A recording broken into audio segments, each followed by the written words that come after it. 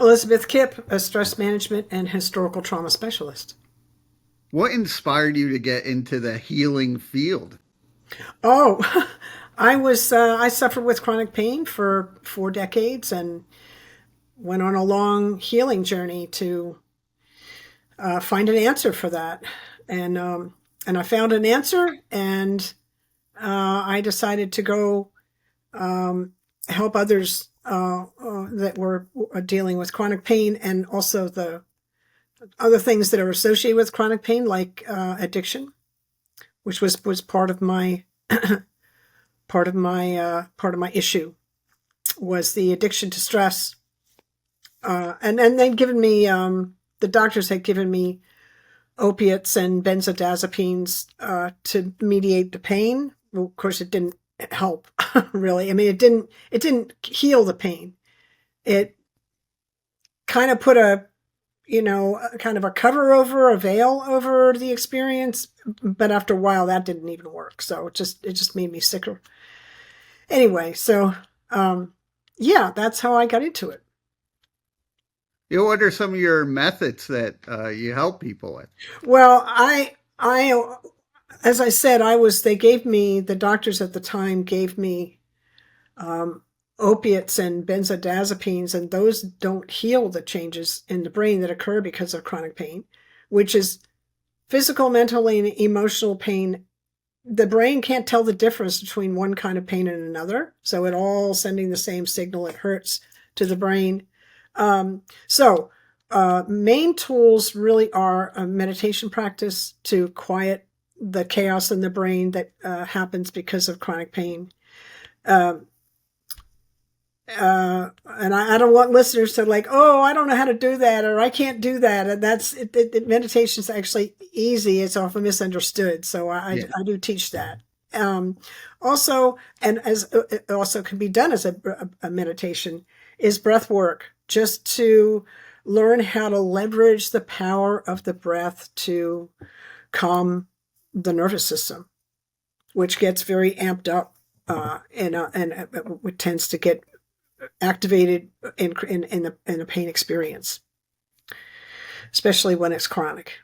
Yeah, so meditation, breath work, um, not judging the pain as bad. That's a Yeah. big one, right? What's happening with the mindset? Um, yeah, that's and also being able to create a an environment of safety. Um, where you feel safe, and you feel safe around the people that you're around, that you really cultivate um, what's happening in your environment. Because in chronic pain, the stress response, which normally in like regular, like acute normal pain, our stress response goes into the on position. We meet the threat, whatever it is, and then it goes on to the off position and it stays in balance. In chronic pain, the stress response stays stuck in the on position. So what does that do? That creates uh, a lot of stress in the nervous system. The nervous system's just always on alert, and we're not really made to live that way. That's very caustic to the body, very toxic. Those things create a lot of physiology, um, chemicals and biochemistry in the body that are not healthy, right? And it also affects the mind. I mean, you can't separate mind, body, and spirit, so the whole system gets challenged.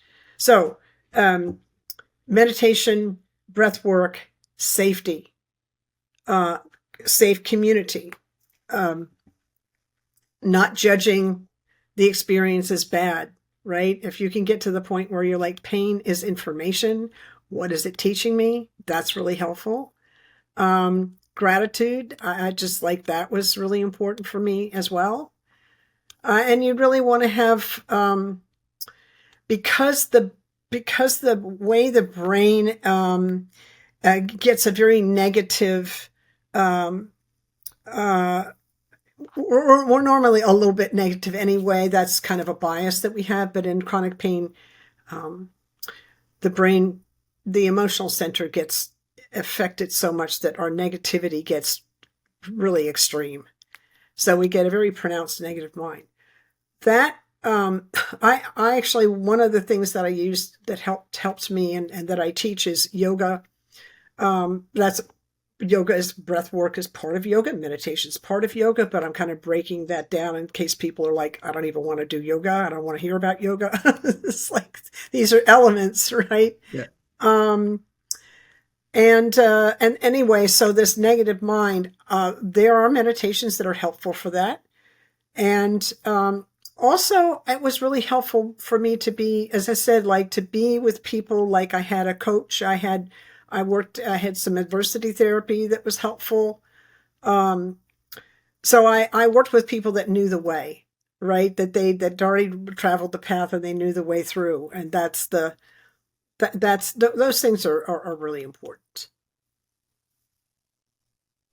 And when you work with people, do you see a change in their mood for the better? Oh yeah, yeah. Well, that's one of the coolest things about what I do. Um, I work in a few different spaces where people have this, my own business, but I work in some other businesses that have this, that need somebody like me. So I work in those spaces too. And I often, because of the nature of my work and my approach, and we start with the nervous system first. I generally people that they'll send people to me first before we start working with mindset stuff, just to work with the nervous system stuff. And so clients often come to me and they're very, well, I call it activated, but they're nervous and anxious um, those are not necessarily labels that I would use, but what other people would relate to that are listening to the podcast. I say it's activated. The nervous system's on, not just activated, but it's on alert, right? So it's stuck in this stress pattern. And what I love is that I can sit with them and take them, if they do what I do, and I can take them through a 3-minute breath practice and they calm right down, and you can see that. You can see it. And it's kind of like a couple things have happened there. One, I know when it happened for me the very first time, I was like, oh my God, my nervous system actually remembers how to calm down. It was like that. And the other thing is that all I did was guide them. So they learn, instead of being like victimized by their chronic pain, they learn that they have some power in that space. So they're empowered, and those two things, the calming and the aha, I have some power here after all. Those are really special. That's what makes it awesome. Yeah. And when I was looking on your website, I saw something that you do with Ancestry. What is that? Oh yes, I actually learned about that when I was in the pain management program, where I finally cleared this all this chronic pain. Just whoop. I had 40 years of chronic pain, and I went into this pain management program, and 52 days later I walked out with no pain, which was Wow. amazing. Yeah, it was amazing. And I wasn't any that unusual. Dr. Prescott had a 94% success rate in that program. One of the wellness practitioners that was in that program that brought in was John Newton, that brought in ancestral clearing, which is he's registered and trademarked that process, but Howard Wills pioneered it, and then John further developed and he teaches it. And I was so impressed with the effect of the practice that I took the first training I could, and I've been in the work now as a practitioner, I've been in the work for 10 years. So, Wow. so what is it? You asked, what is it? That's kind of about, Yes. yeah. It's actually a practice where we are referencing higher power, whatever you call that higher power, consciousness, source, God, creator, whatever the name is that you want to give it. We ask that to help us release that which no longer serves us. And we do that in the form of a prayer. And really all you need to do is want the help. What's interesting is we do kind of a general prayer, and we can do it silently. We don't have to do it out loud. And I can share a prayer with your listeners so they get a sense of what the work is like. We can do the work silently or out loud. It really doesn't seem to matter. And we're helping you release, again, that which no longer serves you. Well, what does that even mean, right? What does that mean? So I know that I remember being 4 years old in my parents' living room and wondering what I was doing in this family, because I felt the weight and the burden of it.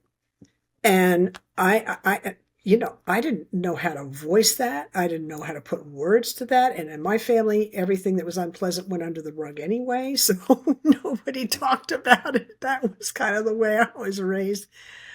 So I felt that, and I didn't know what to do with it.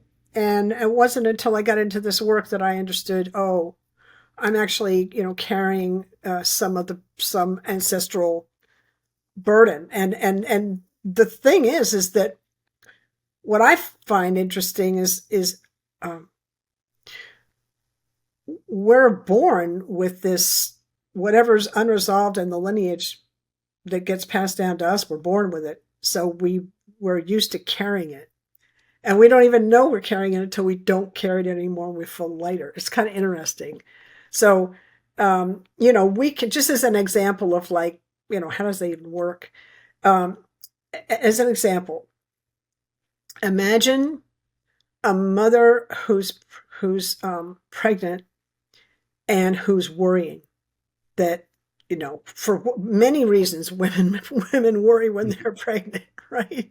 That can be a very high stress time. Well, the baby is growing in all the juices of that, like all the biochemistry of that, all the energetic stuff of that. And so the baby's, going to have that, going to be affected by that. So, not surprising to see that there might be a pattern of worry in the baby when they grow. Also, when our mother is pregnant with, when our grandmother is pregnant with our mother, the eggs that become us are born or start to develop when our mother was about 4 months, when our grandmother was 4 months pregnant with our mother. So they develop in our mother when that infant is, then that fetus is like 4 months old, they start to develop. So we're actually sharing space with our grandmother and our mother for 5 months. Right. So we're exposed to her worry or whatever else kind of stressors that she's carrying. Well, her grandmother was in her grandmother. So now you're starting to see, just a very concrete example, you're starting to see how there can be a whole lineage of unresolved stuff that gets passed down. And from a biology point of view, for looking at it as kind of from an evolutionary biology point of view, I was kind of like, what's the evolutionary value of this? And it seems like the way the system is designed is it's set up to offer the new generation the best tools that it has to deal with its probable environment that it's going to be born into. So we have all these tools. Some of them we don't need anymore. Some of them are on they're on high alert. Other things are they're just kind of, we have the tool if we need it. But other things we tend to exaggerate, and the worry energy is an example of that. Also, we get a lot in ancestral clearing. We get a lot of issues around scarcity, and we get issues around not being enough, not having enough, not being enough. I'm not going to get enough. All the things around that. Yeah. So those are just a couple of examples of what we're trying to do when we work that process. Yeah. Yeah. I'd love to give you guys an example. Yes, please. There's about, John teaches about 30 different ways of getting at the burden at this point. He's got a bunch of different levels of training that he does. But I can share this one with you. And it works live or equally live or in the replay, because we're accessing all of it through the present moment. And quantum physicists tell us that we can access past, present, and future all at once through the present moment. So everyone listening to this, just notice what sensations you're feeling in the body. Like I could feel my sitting bones on the chair, my feet on the floor, and I've got a little bit of energy kind of on the right cheek here. It's kind of interesting. And just noticing whatever sensations you're feeling, and give them a measure between 0 and 10 of the level of intensity of all the sensation you're feeling. Just notice what it is and breathe normally and just let these words pass over you. Higher power, creator, Holy Father, Great Spirit, Divine Mother, Infinite One, oneness. You're known by many names, yet you are one. We ask humbly and gratefully for us and all our ancestors and all their relationships through all space, time, dimension, realms, lifetimes, and incarnations. For all sickness and the ensuing grief and suffering, for the times we stood powerless and unable to ease the pain of our loved ones, for survivor's guilt in plagues and pandemics that swept through our lives and our communities. Please help us all to forgive one another and forgive ourselves, please, and thank you. We use that word forgive to mean offering up that which no longer serves us. For misunderstandings, disputes, arguments, fights that broke out and resultant injuries, whether intentional or unintentional, and for all the guilt anyone carried because of it, for every raid, assault, incursion, battle, war, Holocaust, and for all the angst, the betrayals, the fierce anger, and any guilt we felt because of these actions, or the guilt others felt because of our actions. For all unresolved resentment, enduring aversions, loathing, or outright hate that erupted and continued unrelentingly through the generations. Please help us all forgive one another and forgive ourselves. For once and for all of it, no matter what. Please and thank you. For all secrets, hidden pacts, and for the times we were sworn to silence under duress. For any abuse, slavery, torture, or any other injustice that arose in the lineage because of these events, including physical, mental, emotional, and spiritual illness. Please help us all forgive each other and forgive ourselves. Please and thank you. Please and thank you. Please and thank you. Now just take a nice big breath in and let it out and notice how that feels and what's the number, big or small or different. Smaller. Yeah. Yes. Yeah. Like I said, we really don't even know what we're carrying until we don't carry it anymore. And when we're asking, we ask for help, we get it. And that's just a little taste of what's possible with that practice. It's quite remarkable. Yeah. Yeah, it is. That was amazing. Yeah. Yeah. So what do you do to help your own mental health? Oh, I did it this morning. I have a morning practice that I do where I have as I said, I have a breath practice. I do 11 minutes of some kind of breathing practice in the morning to get my nervous system. It's like, this is how we're doing life today. So I guess the message right away that we're going to do life in this steady, grounded way. Now, I'm not saying that I don't get that I don't get challenged during the day, and that I don't get kind of dysregulated. But because I have this breath practice and I'm so used to it, I get dysregulated. I know that my breath's gotten short, and I drop right back into a nice long deep breath, and I calm down. So that's so breath practice is really important.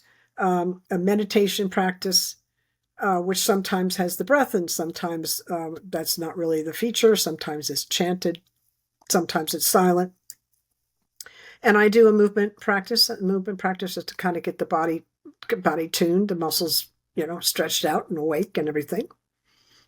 That's pretty much it. I want to have a gratitude practice. Yeah, I have 5 things I'm grateful for and 1 thing I love about myself. I text that to a bunch of people. We trade gratitudes every day. Do you think with working on your mental health, do you think it's important to also focus on your physical health?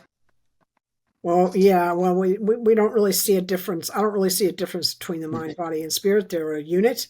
So Yeah. what happens to one happens to all. It's really important. It's interesting. I tend to, over a 24-hour period, I tend to be at my kind of lowest energy ebb in the wee hours of the morning, from like, I don't know, 2 to 4 in the morning, maybe 5. I could get up around 4:30 or 5. And and I think I go right into my practice. I just like, and I feel better right away. Now, I thought that was very interesting when I first kind of noticed the pattern, because every time I would wake up kind of in this down, um, kind of this low energy place. And it wasn't just low energy in the body. It was, not real, pretty negative in the mind too, relative to the rest of the day, this kind of heavy negativity. And I noticed that I did my practice and it would go away in just a few minutes. And I'm like, what's happening here? And the pattern repeated. And I said, something's happening here. And I think what's happening is we shallow breathe at night. And most of the alveoli, the majority of them that exchange the gases to bring in the oxygen and release the toxins, are in the bottom half of the lung. But we're shallow breathing all night. So what's happening there? Well, we're getting a buildup of CO of toxins in the base of the lung, and the cells aren't really getting fully oxygenated as we're sleeping. And it only takes a few minutes of breath work, nice long deep breath work, to clear that. That's the only explanation that I really came up with. And the mind, it's interesting, the mind follows the breath. So if the mind is this heavy negative thing, and you clear the system, the mind clears as well. And on the opposite end, when I get when life happens and I react, and I get, like some people call it, triggered, right, activated, then the mind gets very busy, and the breath gets short and fast. And a way to calm the mind is to calm the breath. The mind follows the breath. Isn't that cool? Right? To have that tool. So I know when my mind starts getting a little bit jumpy during the day, that my breathing's gotten erratic, and I just drop into a long deep breath. Yeah, that's cool. So where do you want to see your healing mission, say in the next 3 to 5 years? Oh, I'm just going to stay on focus. I'm focused on exactly what I'm doing. Yeah. I feel like I'm reaching the people I'm that need it, and I'm just going to keep doing what I'm doing. that's that's I'm not looking to get like on a big TV audience or anything like that. I'm just looking to kind of stay in my lane and do what I do, and yeah, I have enough already. I'm not looking at making a great big splash in the world. I'm just staying in my lane and doing my work. Yeah. How does it feel for you to be helping others? Oh, it feels wonderful. But I'll tell you a story. I was, in all those years when I was suffering with pain, I was in and out of hospitals, and I had a bunch of surgeries, and I was always getting physical rehab and stuff like that. And I remember in the middle of all that, at one point, a nurse was a beautiful nurse. The nurses were so amazing.